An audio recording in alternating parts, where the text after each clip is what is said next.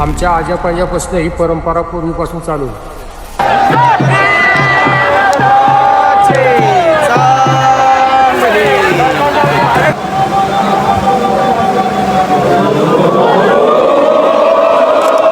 तर नमस्कार मित्रांनो, स्वागत आहे तुमचं आपल्या एका नवीन ब्लॉग मध्ये.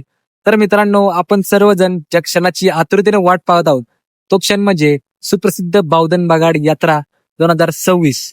तर तीच यात्रा आज आहे. तर आम्ही आज तीच बघायला आलो आहे आणि तुम्हाला आपल्या ब्लॉग मध्ये पण तेच दिसणार आहे. तर ब्लॉग शेवटपर्यंत बघा. जे कोणी नवीन असतील त्यांनी आपल्या चॅनलला सबस्क्राईब करून टाका. आणि आता बघूया ते काशी नताचे चांगले. पोहोचल्या आपल्याला दिप्पाड किल्लार जसे महादेवांचे वाहन नंदीच यांचे दर्शन झाले. हे किल्लार आणि दिप्पाड नंदी आपल्या नाथांच्या रथ ओढून विश्रांतीला चालले आहेत.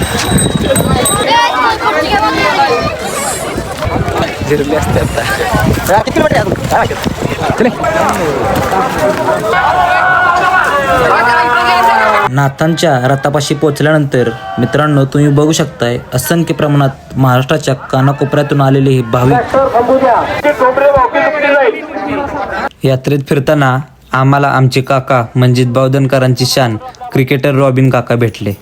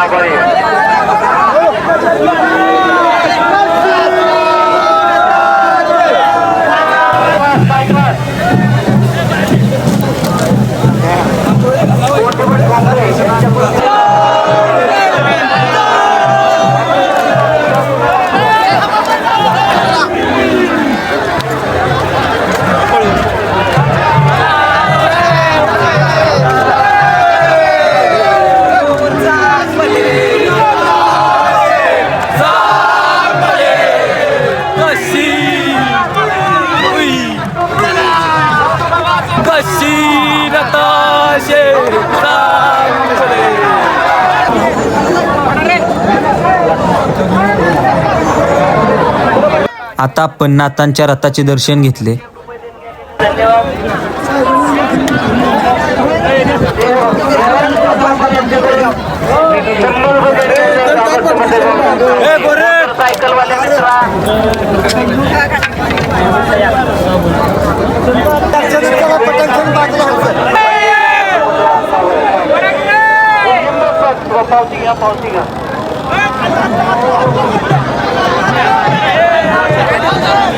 आमच्या आजोबांपासून ही परंपरा पूर्वीपासून चालू आहे. नाथांच्या रथाचे आगमन थोड्याच वेळात गावात होणार आहे.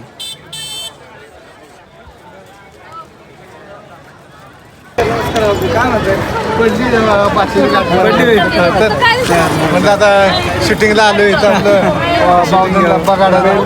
तुम्ही कधी आला? बगाडासाठी म्हटलं चला आपलं बगाडात नेमकी गाठ पडली ना. बापू, हा, तुम्ही बगाडाला कधीपासून येत आहे? अहो जवळजवळ 80-82 पासून मी दरवर्षी बगाडाला असतो. कसं वाटतंय मग? आणि बगाडाचं बगाड्या म्हणा किंवा इथलं दरवर्षी ते भैरोबाला नवस करतात आणि ते बगाड्याचं ते 5 दिवस देवळामध्ये असतो आणि त्यामुळं हे बगाड्याचं दिवशी तर मी सकाळपासून मी इथं असतोय. मित्रांनो, आता रात्रीचे 7:30 झाले आहेत आणि आता आपल्या गावात नाथांचे आगमन झाले आहे. वैशिष्ट्य असे की ज्यावेळेस रथ गावात येतो तेव्हा सर्व लाईट बंद केल्या जातात. त्यामुळे बैलांना समोरचे काही दिसत नाही. त्यामुळे सगळे गावकरी हातानेच नाथांचा रथ ओढत नाथांच्या दरबारात नेतात.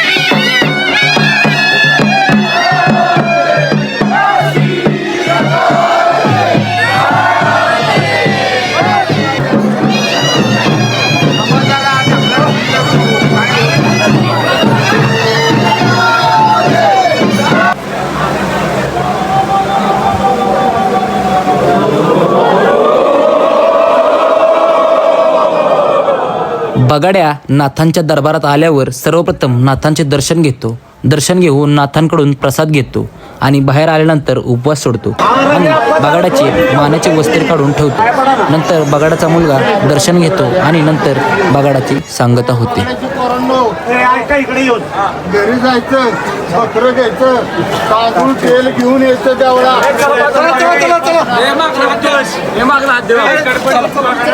काशी नताचे चांगले.